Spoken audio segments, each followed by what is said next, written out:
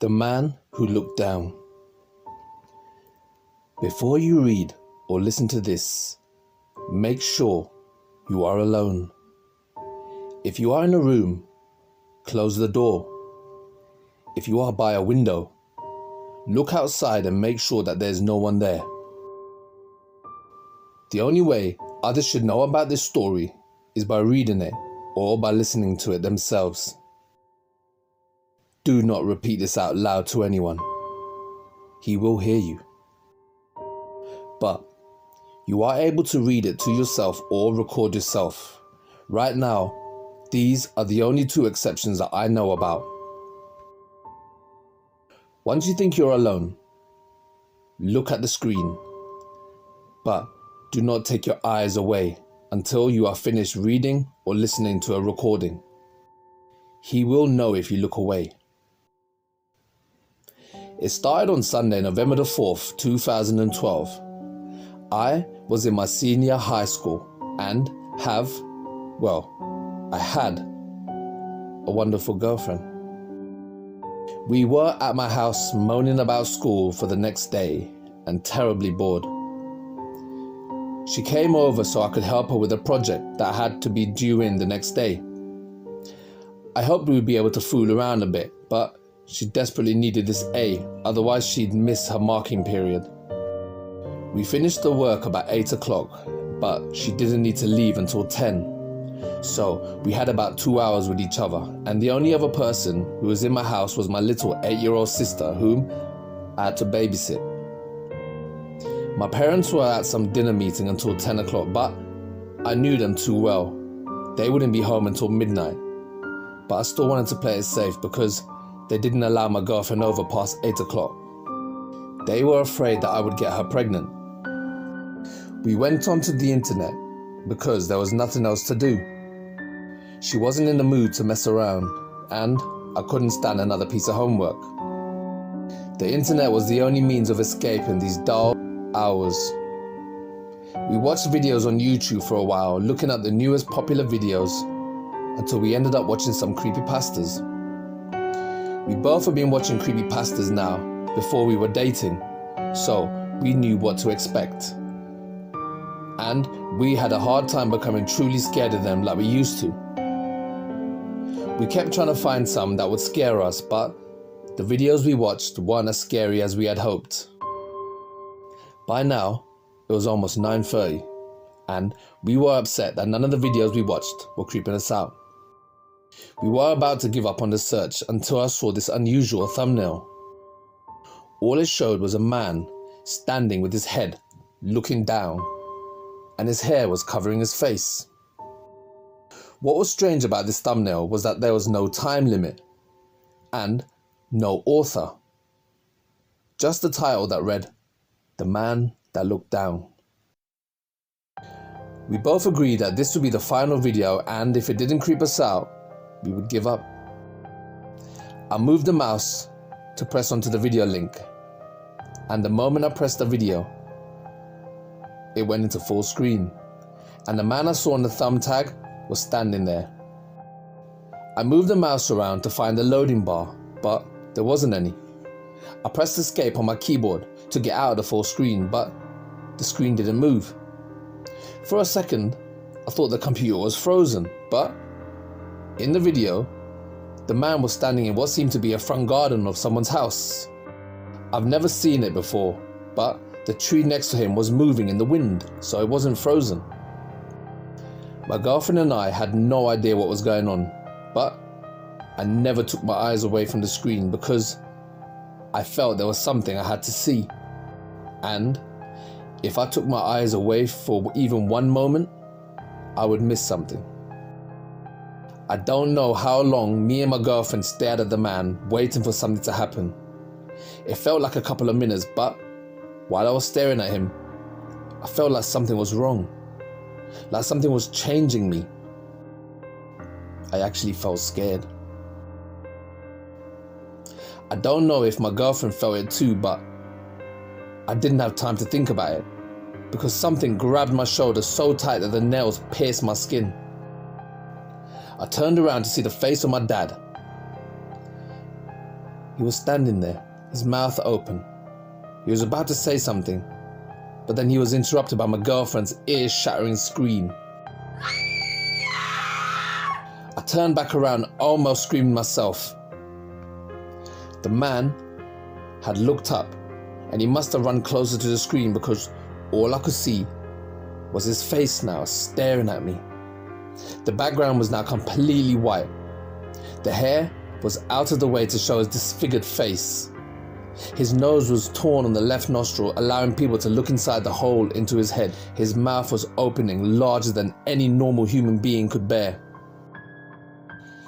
Part of his cheek was missing, with a hole about the size of a large fist. He had no tongue and no top row of teeth, only a bottom row of dark, chipped teeth that were pure black. But the part of his face that would never leave my mind was his eyes. They were half red and half white. The white parts had red veins protruding out of them, while the red part had white veins protruding. There was no sound on the screen, just him staring for a couple of seconds before my computer turned itself off. I looked at the clock and it was 12:30. That wasn't possible. I was thinking it could only have been about 5 minutes we was looking at the screen. I looked back at my dad, who also saw the face and seemed a little shocked himself. He pulled himself together and told my girlfriend she had to leave. She left without saying goodbye. My father then gave me a talk about disobeying and some other shit, but most of the time, I wasn't even listening. I was too busy thinking about the man. He seemed to have moved the moment I looked away, which I couldn't understand how that could happen. There was also the fact that we started watching at 9:30 and had been interrupted at 12:30. We had been watching the man for 3 hours straight without looking away or blinking.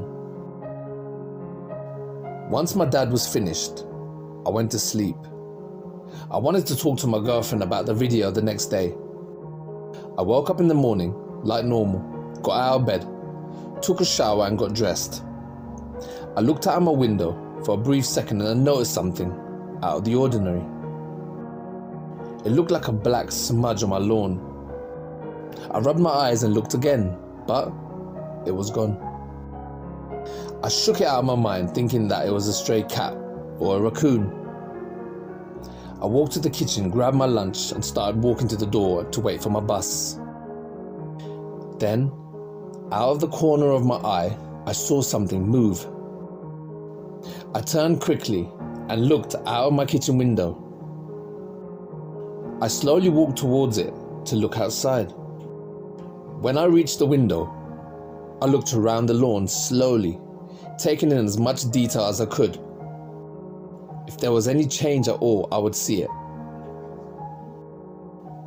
There was nothing wrong. I was starting to get scared until I heard the school bus pull up. I raced to the bus, and once I got there, I almost collided with the door.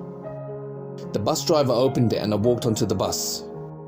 I sat down quickly and stared out of my seat window. Everything was normal, but I had a really bad feeling. As I was running towards the bus, I had the feeling that I was being chased. I felt like I was literally running for my life. I wanted to stop thinking about what had happened, so as the bus started moving, I started listening to some music. I looked away from my window down to my iPod, but then out the corner of my eye, I saw something move again. I looked back at my house just in time to see the man standing on my lawn before the bus moved him out of my vision. His hair covered his face and he was looking down. I didn't know what to do. Should I call the police? No, the man didn't do anything. Not yet. He was just scaring me. But how did he find me? Did I know him? I needed to talk to my girlfriend about this. I arrived at school and waited until second period to talk to her. It was our only study hall together. Once second period arrived, she didn't show up. I asked her friends where she was, and they said that they didn't know. I assumed that she was sick and I would visit her after school. Her house wasn't a far walk from our school.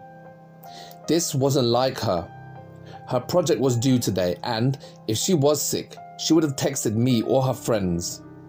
The moment the last school bell rang, I sprinted to her house and I knocked on her door, but there was no response. I slammed on the door loud enough for the neighbors to hear. Still, no response. Even if she wasn't home, my girlfriend's mum is a stay-at-home mum who is always at home after school. I tried to turn the doorknob and surprisingly, the door was unlocked. I opened the door slowly and yelled in to see if anyone was home. There was no response. I yelled that I was coming in. I didn't expect a response and I didn't receive one. I walked into the darkness. All the lights were off. I felt the wall for the nearest light switch and I turned it on. The room was illuminated for a couple of seconds before the light bulb burst. I am still not sure about what I saw in those short few seconds, but I thought there was a quick glimpse of a woman in the doorway to the kitchen. I found some curtains covering a window and I opened them up. The room was now bathed in sunlight. I looked towards the kitchen doorway, but it was empty. No one was there. I never went into the kitchen. I got a bad feeling from it. So I ended up going upstairs to my girlfriend's room instead. I opened her door and stopped. I was hit with an inexplicable, horrible stench. My eyes burned. Once my eyes were able to dilate, I saw her and him. My girlfriend was on the floor, kneeling, looking directly at the man. Almost every inch of her body was sliced open and bloody. I just stood there, horrified at what I was witnessing. It seemed like an eternity of staring at the man and my girlfriend before my girlfriend finally spoke. All she was able to say was, "I'm sorry." Then she turned around to look at me, and her eyes, dear God, her eyes, they were sliced down the middle of each, making one half red and the other half white. I only had time to hold out my hand to try and grab her before the monster fell on her and started to rip off her skin and devour her like a wild animal. I could only stand there and watch. Her heart-wrenching screams must have filled the entire neighborhood. I was so scared. I turned to run, but the moment I looked away, I got pounced on. Each time, its fingers ripped off more and more skin and shoved it into its horribly disfigured mouth. I just screamed. My screams were almost as loud as my girlfriend's. I don't know how, but I was able to move myself and the monster towards the stairs. We toppled down them and I felt my arm break. The sound of cracking bone filled the house. The monster fell off me and I was able to get up and run towards the front door. The pain in my back and my arms was unbearable. I sprinted out of the door and tripped on the steps. I felt my face collide into the concrete. My nose was broken. The skin on my face was almost completely torn off.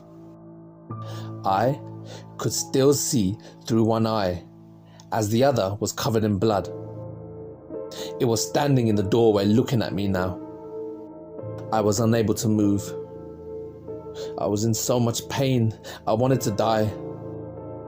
I was sure that the monster was going to kill me, but of course it didn't. Because I wouldn't be writing this if it did. He just looked at me for a couple more seconds before finally saying, 3, unforgettable words. Don't look down.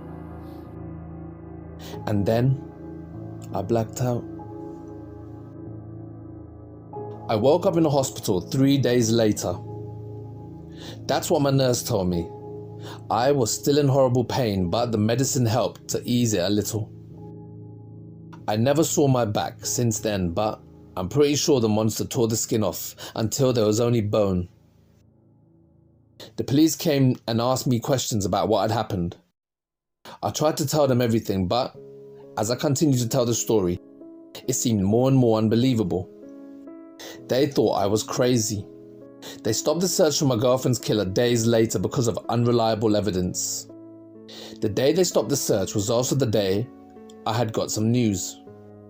My dad had gone off the road and crashed into the forest. When the police found his car, my dad was not inside of it. His body has not been found to this day, and I'm pretty sure that the man has gotten him. There was no one with my father, so the man probably devoured him whole. I left the hospital months later with an almost unrecognizable face and a crooked back and a broken mind. I went home to find only my mother, but she had hung herself. I didn't bother to call the police. I just went straight to the computer to find that video. After backing through my history, I found the video before the man who looked down video, but it wasn't there. The video that had changed my life was gone. I gave up shortly after looking through other videos. I closed the web browser and started writing this instead. Halfway through writing this, I got an email. It was a video link. I knew it was the man. I forced myself to click the link. There he was, standing in front of another house, but this house was familiar. It was familiar because it was my house. He's behind me. I can hear him wheezing. I can smell his horrible death-soaked breath. I can feel his eyes staring at me. He isn't looking down now. He's looking at me. He looks for victims on the internet. I am writing this as a warning to everyone. Don't look for me. Once I upload my story to the internet, I will turn around and look down. My only regret is leaving my sister all alone. Please forgive me, Julie.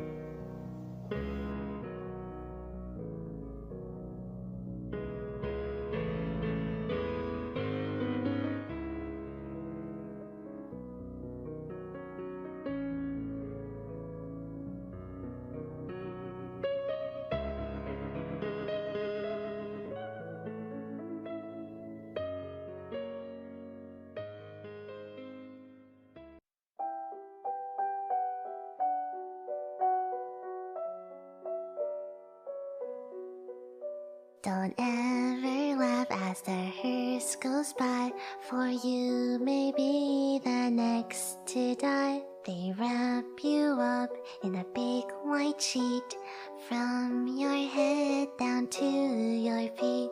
They put you in a big black box and cover you up with dirt and rocks, and all goes well for about a week, and then your coffin begins to leak. The worms crawl in, the worms crawl out, the worms play pinochle on your snout. They eat your eyes, they eat your nose, they eat the jelly between your toes.